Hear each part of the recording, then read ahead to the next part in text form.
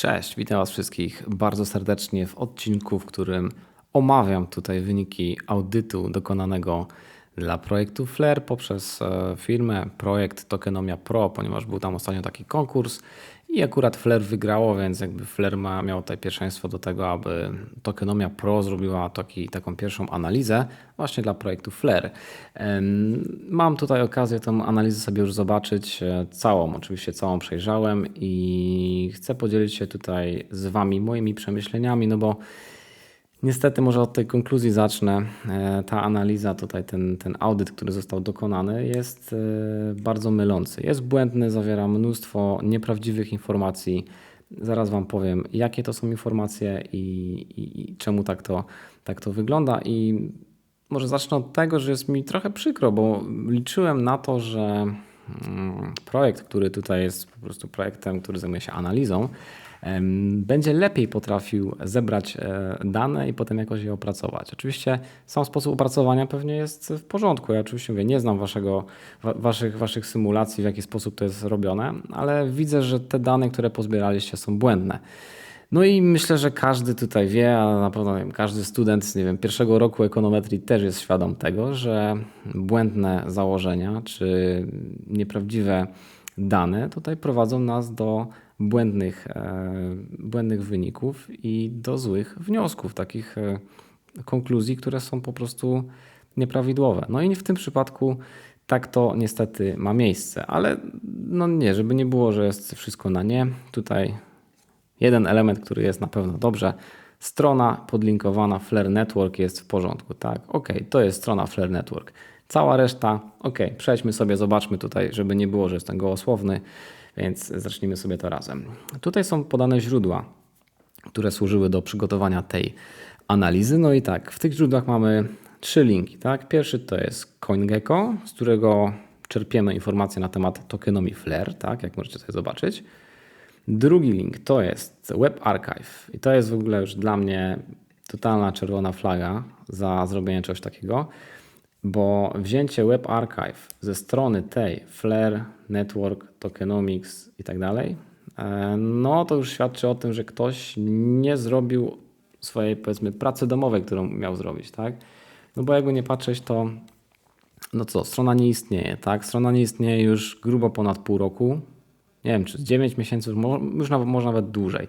Tej strony już nie ma. Dlatego jest tutaj wzięty Web Archive, żeby zobaczyć, jak była rozpisana tokenomia ze strony Flare. Ok, ale jaki ma sens branie tego wszystkiego, co było dawno temu powiedziane, skoro mamy coś takiego jak tutaj FIP, czyli Flare Improvement Proposal, pierwsza propozycja zmian na sieci. To była kluczowa zmiana, która diametralnie, drastycznie zmieniała całą tokenomię, cały koncept potem dystrybucji tokenów. Więc wystarczyło tylko sobie nawet wejść tutaj w ten artykuł, który jest napisany, tak sobie czytamy, tak, że po więcej szczegółów, jak chodzi o takie różnice pomiędzy tym, co jest na ten moment, a tym, co może być, poczytajcie sobie tutaj w FIP, tutaj w tym artykule na naszym blogu. No i wchodząc tutaj nawet na ten jeszcze archiwalny wpis, zaraz sobie możemy przejść na ten wpis, który jest jak gdyby aktualny. Oczywiście one się tam nie będą różniły, ale to jest ta propozycja, która miała przechodzić. No i tu mamy napisane, jak to wygląda. Ile tokenów dokładnie dostaną ludzie z airdropa i potem cała reszta tych wszystkich kluczowych zmian, które będą miały miejsce, jeżeli ta propozycja przejdzie. I wiemy, że ta propozycja przeszła, także to, co mamy pod uwagę tutaj, na tym CoinGecko na przykład, to już możemy sobie odpuścić. To już są nieprawidłowe informacje, przedawnione, które są błędne. No i biorąc te błędne dane i wprowadzając to do modelu jakiegoś ekonometrycznego, do modelu symulacyjnego, będziemy mieli błędne wnioski. Także niestety to tutaj miało miejsce. No okej, idźmy dalej. Potem są wnioski tam po tym wszystkim, które mamy. No i mamy 2 wnioski, że jest jakiś problem, powiedzmy critical i high, tak? I problem critical polega tutaj na tym, że tu jest tak opisane jako to jest lack of an unofficial knowledge source about tokenomics i tak dalej. W sensie takim, że jeżeli jak gdyby jest brak tutaj takiej oficjalnego źródła, które będzie opisywało tą tokenomię, no i to jak gdyby powoduje takie confusion, czy takie zakłopotanie, taka jakaś, że człowiek się może zgubić z tym wszystkim. okej, ale no jeżeli jesteście firmą audytową, czy jesteście firmą analityczną, no to myślę, że dojście do tego, co ja tu wam teraz przeklikałem 2 razy, nie jest trudne. I tu mamy całą tą rzecz rozpisaną, natomiast Flare zapowiedziało, że i tak jeszcze oficjalnie po raz kolejny to wszystko będzie zbierać, chyba jeszcze raz rozpisywać, mimo tego, że to już jest tam porozpisywane i mamy całe tweety odnośnie tego, jak to faktycznie wygląda. Czyli na przykład między innymi tutaj możemy sobie było to zobaczyć, ale te informacje są możliwe do znalezienia. No i niestety te, które tutaj są użyte, nie są prawidłowe, mówię, są po prostu przestarzałe. Druga kwestia jest tutaj jakiś wniosek, że jest jakiś problem o jakimś dużym znaczeniu. Jest napisane, że tutaj jest uncapped maximum supply, czyli jak gdyby nieskończona ilość maksymalnego supply tutaj tokenów Flare. No i ta emisja tokena jest po prostu inflacyjna od powstania. No, czyli jak rozumiem, to na przykład to jest taki duży problem, że nie wiem, Ethereum by dostało ten sam ticker jak ten, tak? No bo też jest jak gdyby nieskończona ilość, ale generalnie to nie jest tak, że można sobie dodrukować nie wiadomo ile. Czyli to oznacza tyle, że tutaj te portfele, które tworzyły, są black hole'owane, czyli nie da się dodrukować z palca nie wiadomo jeszcze jakiej ilości po prostu na pstryk. Jedyne co mamy, no to mamy inflację, która jest wyliczona, która jest teraz malejąca w tym momencie. No i nie wiem, jaka będzie za 3 lata, bo to będzie kwestia przegłosowania przez społeczność tutaj dalej, nie? No i jeszcze jest kwestia taka, że w tym jest uznane, że token nie jest listowany tutaj na żadnej zdecentralizowanej giełdzie. No i to powoduje tutaj jak gdyby taki problem z taką dostępnością, potencjalny problem właśnie z płynnością. No i teraz zobaczmy, może do tego się odniosę, do tego zdania od razu, tak, że token nie jest jeszcze listowany na żadnej zdecentralizowanej giełdzie, tak, any decentralized exchanges, na żadnej takiej giełdzie. Ok, no ale teraz dobrze, idźmy sobie, od razu przeskoczę, żeby to było jasne, tak. Tu mamy coś takiego, że jest taka sekcja Claimed and Sold Tokens. No i mamy tu napisane takie zdanie, że ten Sold Tokens chart mówi nam, ile tokenów jest sprzedawanych tutaj on the decentralized exchange up to a given month.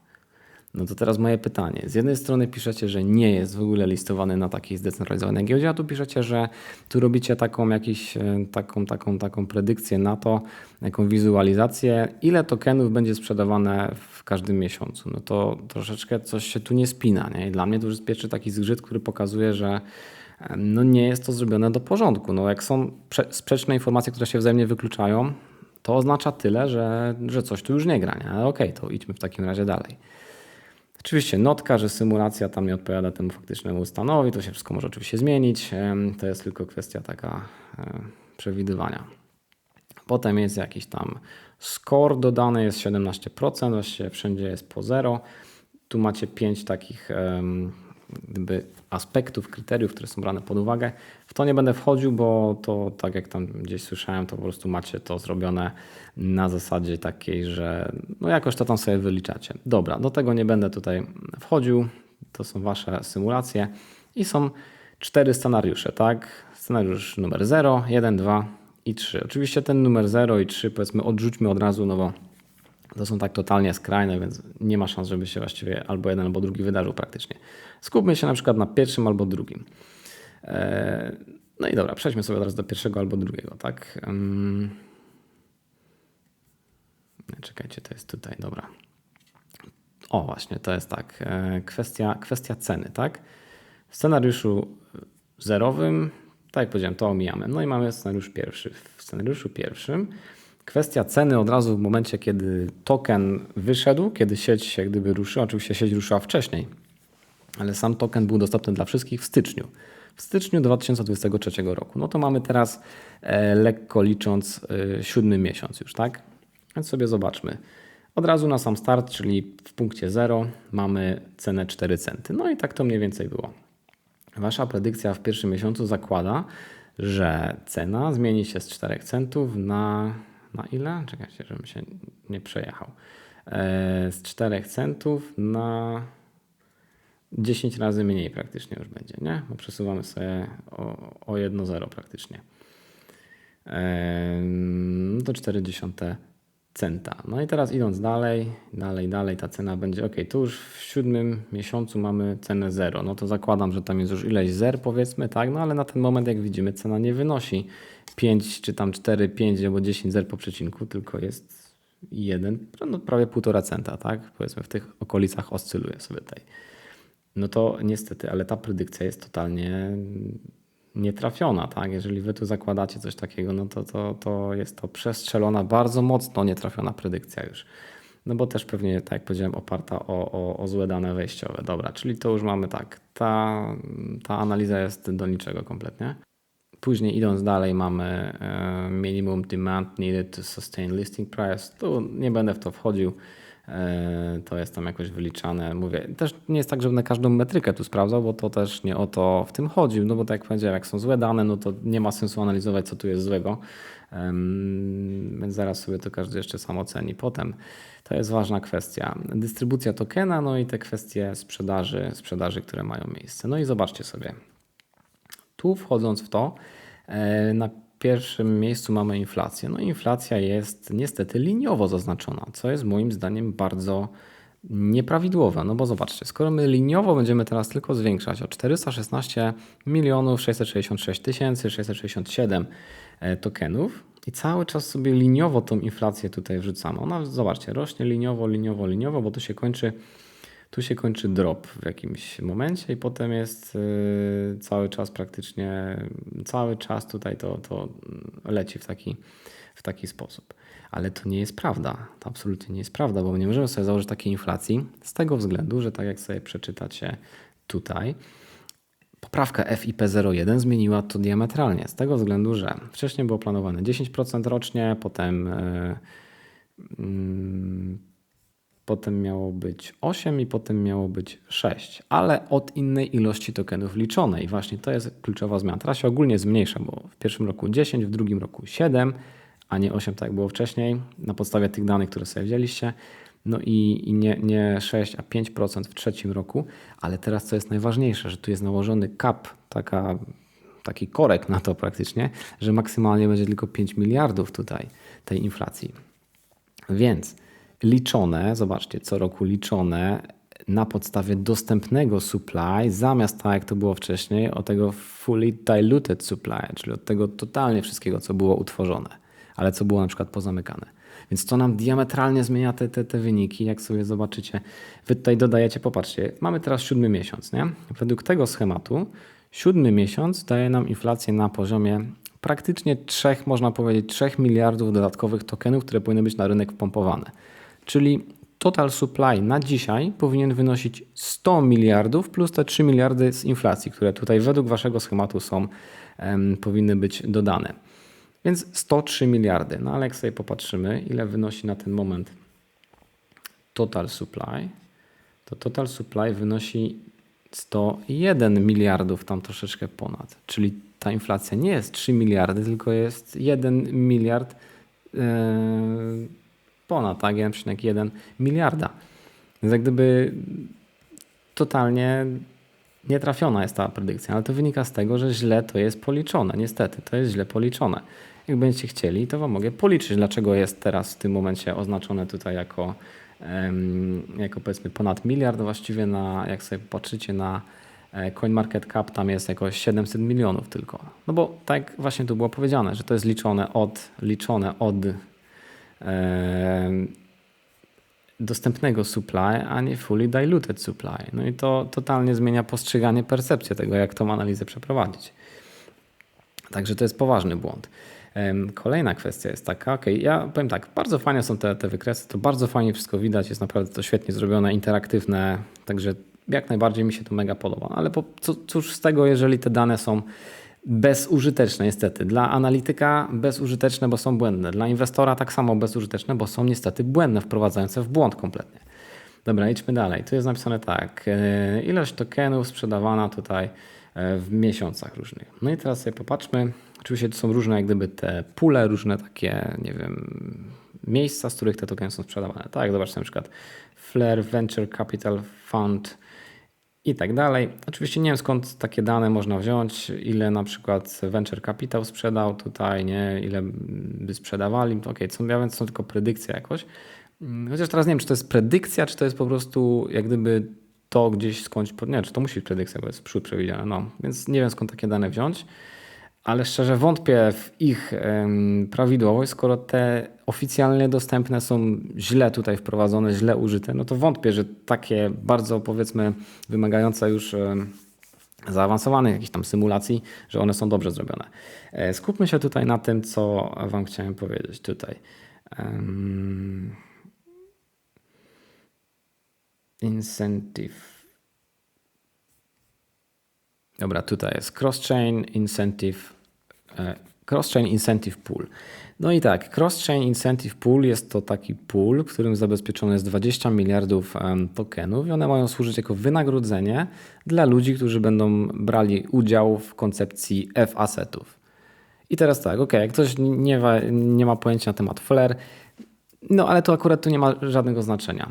Tu jest pokazane, że w pierwszym miesiącu od razu jest jakaś tam sprzedaż, to jest ile? Raz, dwa, trzy, raz, dwa, trzy. 21 milionów ponad tokenów będzie sprzedane. Potem 50 milionów, 100 milionów, 150 prawie, 164, 205 milionów, 260 i tak dalej. To już tam w którymś miesiącu już będzie tych ileś set milionów tokenów ma tutaj być sprzedanych. Nie? No zakładam, że ta duża ilość tych sprzedanych jakby wpływa na to, że wycena teraz już jest tam jako, nie wiem, 8,0 po przecinku, czy któreś tam, bo już się nie zmieściło na tym wykresie.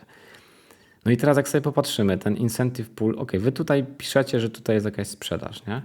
Ale no niestety wystarczyło się wczytać w te wszystkie rzeczy, które są tutaj wypisane. Ogólnie jeżeli chodzi nawet o kwestię zmian, cross-chain, incentive poola, jaka to będzie zmiana, jak chodzi o tą dystrybucję, tak mówię, to zmienia diametralnie tokenomię. Jak ktoś mi nie wierzy, to zobaczcie sobie tutaj. Tu mamy Explorer, gdzie wszystko widać jak to wygląda. Według tego schematu, tak jak wam powiedziałem, od razu w miesiącach będą te tokeny sprzedawane w ilościach kilkuset milionów. Jak sobie popatrzymy na dzień dzisiejszy po 7 miesiącach, tu mamy Incentive Pool Treasury i mamy 20 miliardów zgodnie z obietnicą tokenów zamkniętych i tyle. Zero transakcji wysłane, ponieważ to jeszcze nie jest w użyciu w tym momencie i to było wiadome, że to nie będzie od razu w użyciu. Wystarczyło tylko i wyłącznie przeczytać trochę na temat Flare, na temat tej dystrybucji, tej całej tokenowi. Wystarczyło to tylko zrobić, nic więcej. Każdy by wiedział, że to nie ruszy przez kolejne miesiące jeszcze. To było wszystko już zapowiedziane. Więc niestety same surowe dane matematyczne to jest za mało, żeby zrobić dobrą i trafną tutaj prognozę i symulację. Mówię, te Chiny już tam nie będę nawet oglądał, bo to nie ma sensu moim zdaniem. No i później znowu kwestia, to co mówiliśmy o Decentralized Exchange, to niby są listowane, niby nie są listowane, także są rzeczy, które się wykluczają. Potem kwestia znowu sprzedaży. Tu przecież bazujecie w tym przypadku na powiedzmy analizie Monte Carlo. Stosujecie jakieś różne modele ekonometryczne, stosujecie tutaj analizę komputerową, pewnie analizę właśnie tutaj powiedzmy w koncepcie Monte Carlo. Fajnie, ale jak macie złe dane, no to niestety wyniki macie takie jakie macie tutaj. Zobaczcie sobie Market Metrics, tak? W scenariuszu zerowym, no nie, odpuśćmy sobie zerowy, weźmy na przykład pierwszy scenariusz, tak? Supply w obiegu. Jaka jest ilość tokenów w obiegu? Weźmy sobie ten widok, żeby to było lepiej widoczne. I powiedzmy po 8-7 miesiącach plus minus w tym scenariuszu miało być tych tokenów w obiegu 35 miliardów miało być tokenów w obiegu, tak? Nawet w tym sobie zobaczmy ile. Raz, dwa, trzy. Tu miało być 10 miliardów. Ale tak jak mówiliśmy, zerowy jest bez sensu, tak? Pierwszy. Tu już 35 miliardów tokenów miało być, tu w tych kolejnych będzie pewnie więcej, tak? No 29, Gdzie to jest jeszcze? Pierwszy, drugi, no i w trzecim też 35. No około 30 miliardów tokenów miało być w obiegu, nie? Jak to faktycznie wygląda, mamy tutaj 20 miliardów tokenów. Czyli jakby nie patrzeć, znowu jest to dosyć mocno przestrzelone. No bo to jest mocno przestrzelone. To nie jest tam jakieś tam odchylenie rzędu, nie wiem, 10% w tą czy w tamtą. Tylko to jest tak poważnie, no 50% praktycznie odchyłu, no to jest sporo. Więc no oceniam, że jest to niestety nie do końca dobrze zrobione. jak sobie zobaczycie. No to, ale mówię, to bazuje znowu na złych danych i z tego to też pewnie wszystko wynika, więc nawet kwestia, zobaczcie, market cap. Ok, tu był 500 milionów praktycznie, w momencie startu tak było, no ale jak sobie popatrzycie, w 7 miesiącu przewidywany jest market cap na zasadzie, na poziomie raz, dwa, trzy, no niecałych, ile? Raz, dwa, trzy, niecałych 2 milionów, 1 800 000 dolarów. To jest przewidywany market, powiedzmy 2 miliony, żeby już łatwiej się liczyło. 2 miliony market capu przewidujecie tutaj, tak? W tym przypadku. Nawet weźmy drugi scenariusz market cap, tak? 7 miesiąc.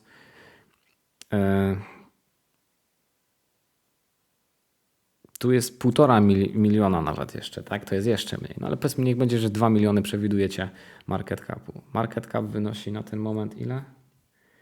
Żeby nie być gołosłownym, 285 milionów.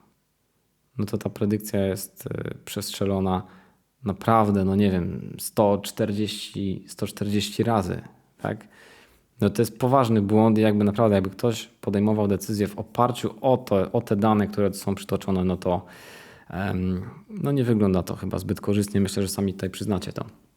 I teraz tak, oczywiście tak, są jeszcze tam jakieś inne kwestie, ale myślę, że tu już nie ma co w to dalej wchodzić, no bo tak jak powiedziałem, najważniejsza moja konkluzja jest taka: błędne dane, źle zebrane dane, źle zagregowane, źle przerobione dane doprowadziły do bardzo błędnych wyników i to jest taka moja propozycja i to już kończąc ten mój film, no to taki apel do tutaj projektu Tokenomia Pro, żebyście sobie to przemyśleli.